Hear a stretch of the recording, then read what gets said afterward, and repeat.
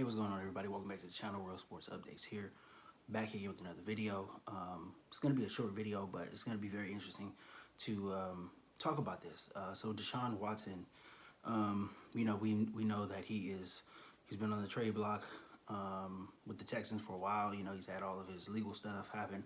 And just last week he was, pretty much cleared of criminal charges by a grand jury down there in Houston. So there have been several teams now who have showed interest in him because they know that he will not, be subjected to jail time or whatever.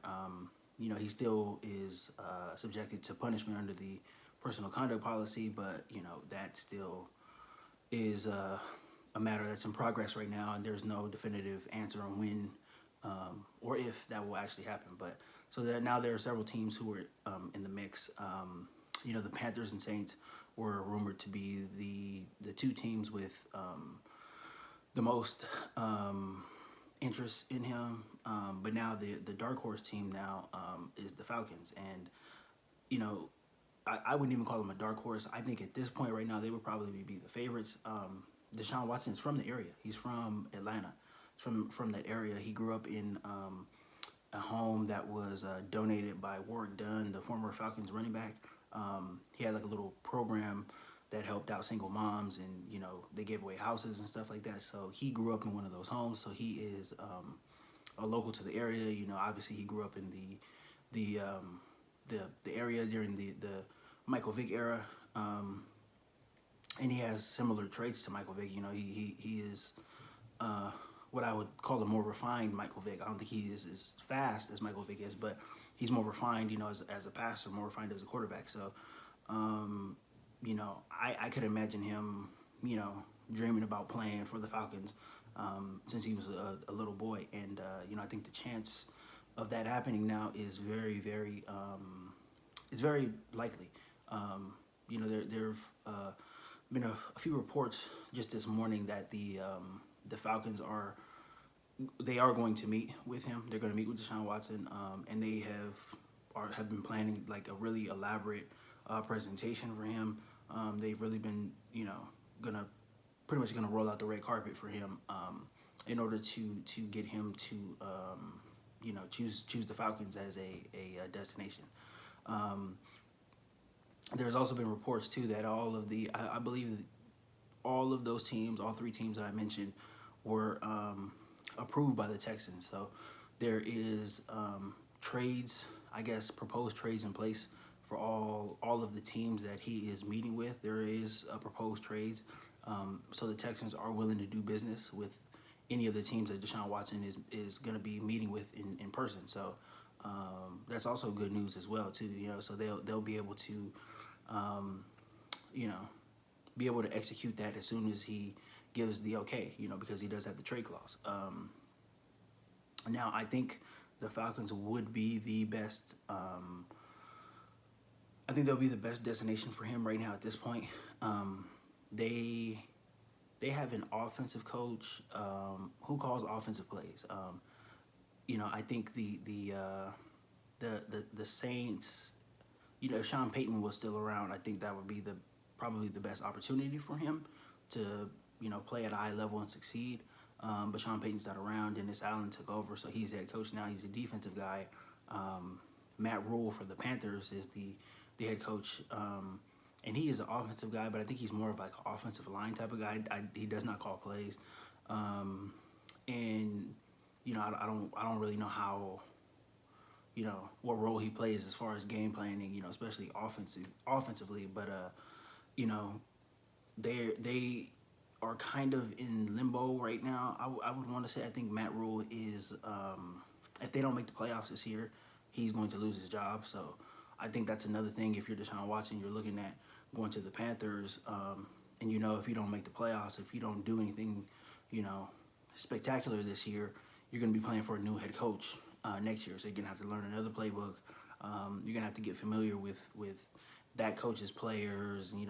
He's bringing in different players, different coaches and stuff like that. So, I don't think you want that turnover. And, he was out. Deshaun Watson was out last year, so he didn't play any football at all last year. So, I think one of the worst situations you can go into is, getting back on the field and, getting your feet back under you, and then, all of a sudden, you got to learn a new system, the following season. So I don't think that is a really viable option for him.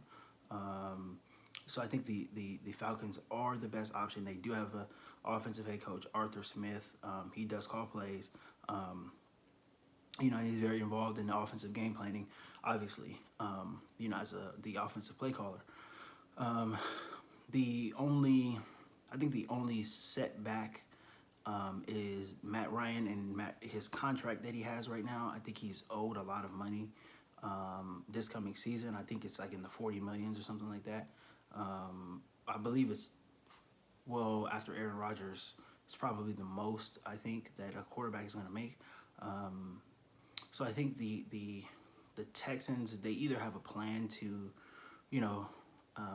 play Matt Ryan and sit Davis Mills, or, potentially, hold on to him and trade him, make a trade with I don't know, the Colts. There's a couple other teams that need quarterbacks right now, and Matt Ryan, he's still good, but he is aging. He's got more football behind him than he does in front of him. So, and especially with the high number, that 40-something million, it's not a value contract, but I think that's the only year that he has left. So it is an expiring contract. So I think that does have some value around the league, especially if you're a team that needs a quarterback and you plan to, draft a quarterback in the next draft or the next two drafts or whatever. He's a guy who could, fill a void, and at a pretty high level as well too. So I would definitely, if I'm the Seahawks, if I'm the Colts, I would definitely be interested in how this Deshaun Watson trade is going to play out, because you do have quarterback vacancies that you need to fill at this point. But this is going to be interesting going forward. I think that the Falcons are a perfect place for Deshaun Watson right now.